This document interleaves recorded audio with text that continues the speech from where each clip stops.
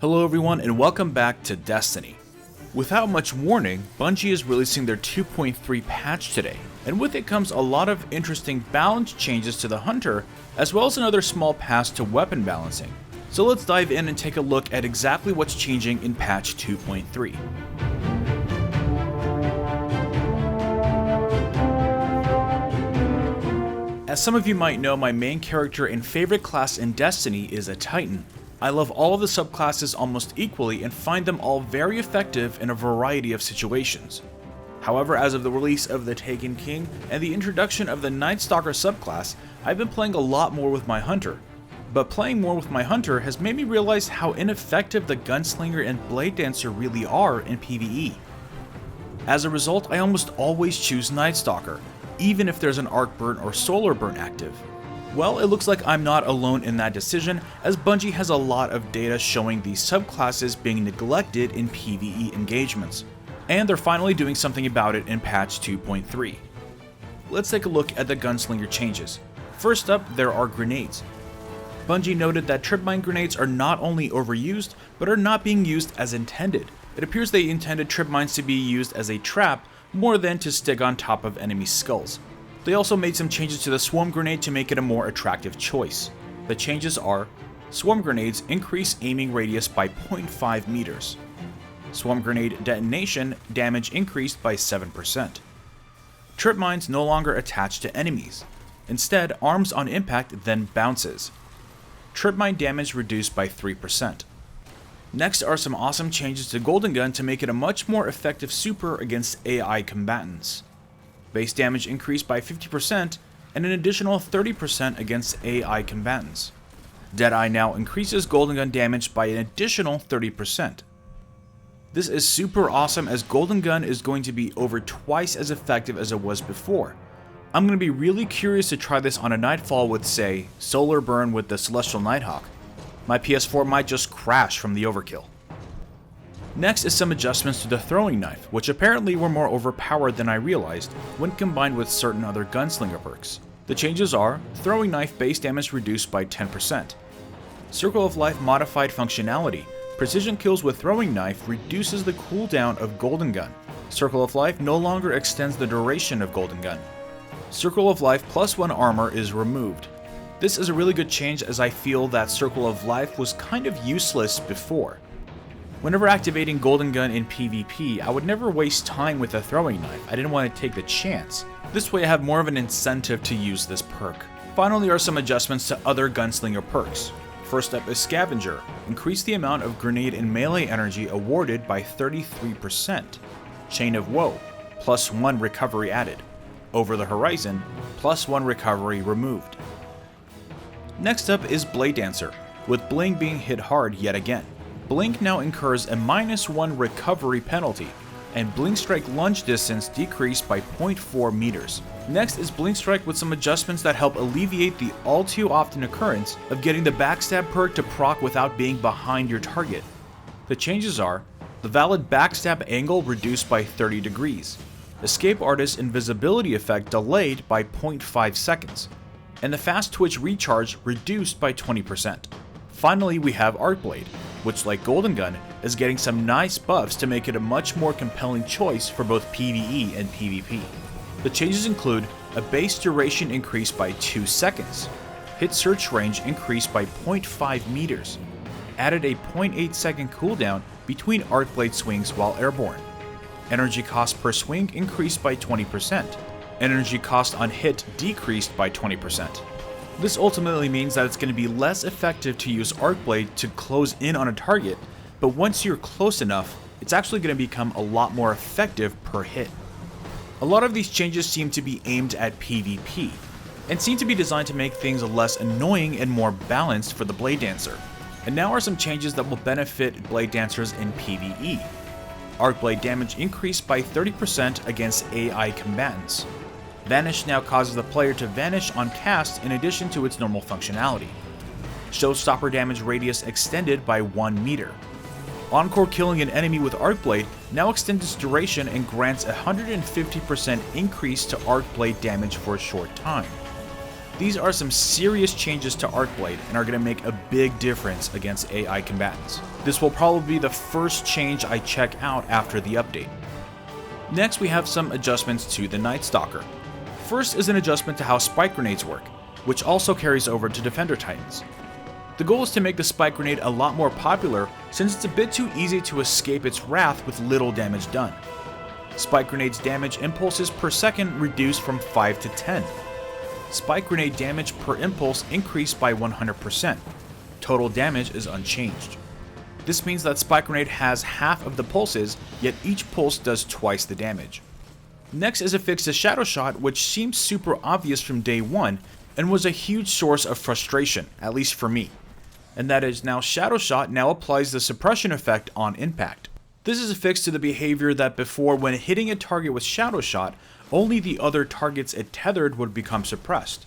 It was always my natural instinct to aim right at the main baddie with Shadow Shot, so it's always frustrating when you hit them square in the face and they continue walking around. Luckily, that's fixed after today. Next is a nerf to Smoke, which I'm personally a little sad about, but ultimately it's probably for the best.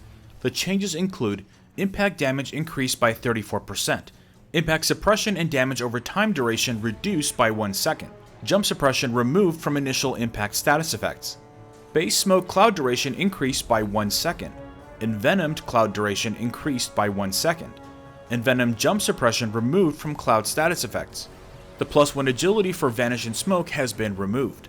Snare cloud duration increased by 1 second.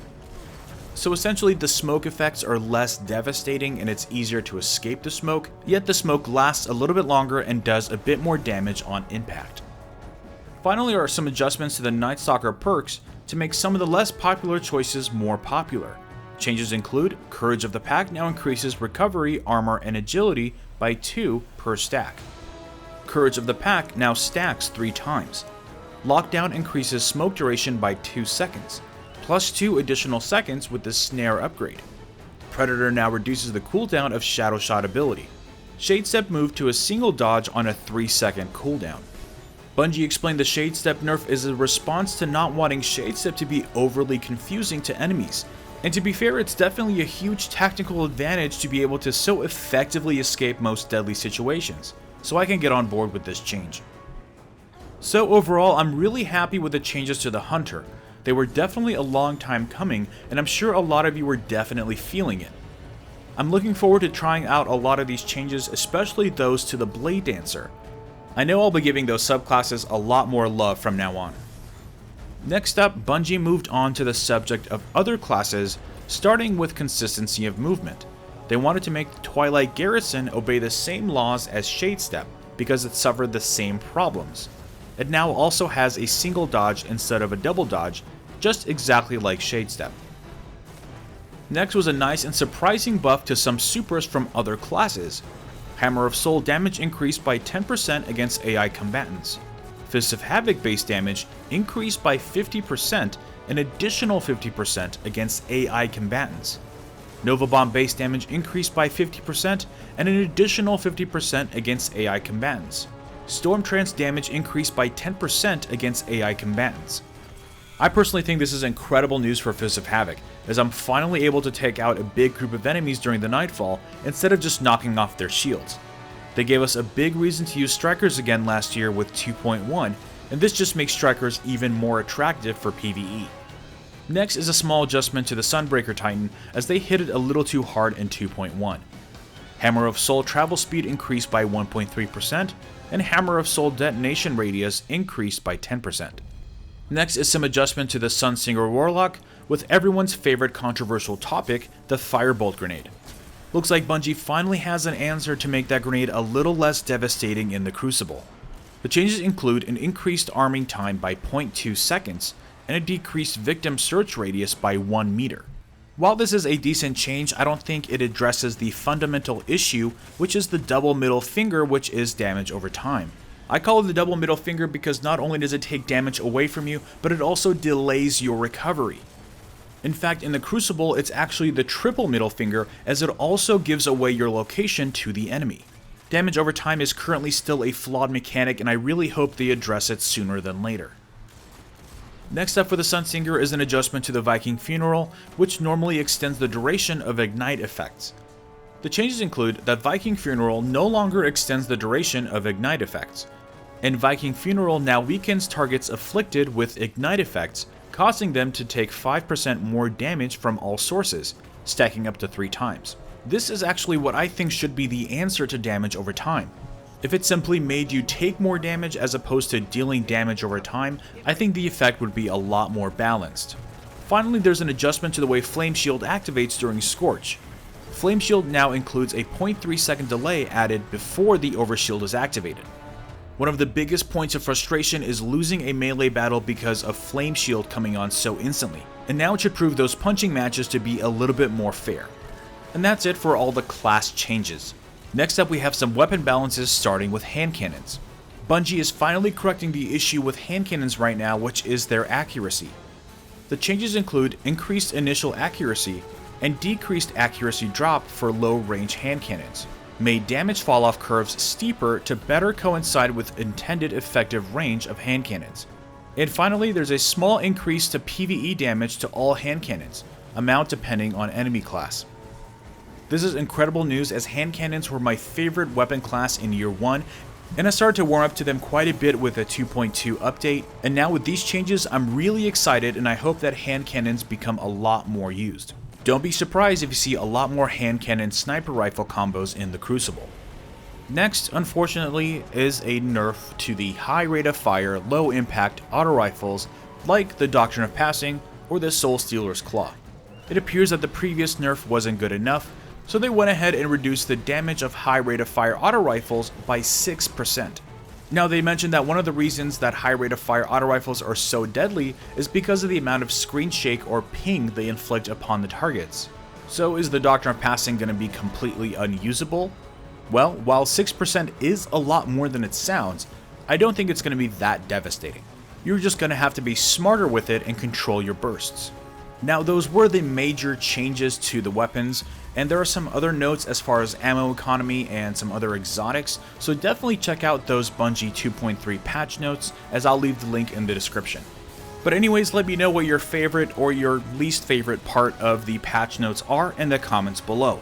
Drop a like if you can, and subscribe for more Destiny content, and I will see you all next time. There's a lot of things you'll miss if you don't pay close attention, so let's take a much closer look at this trailer.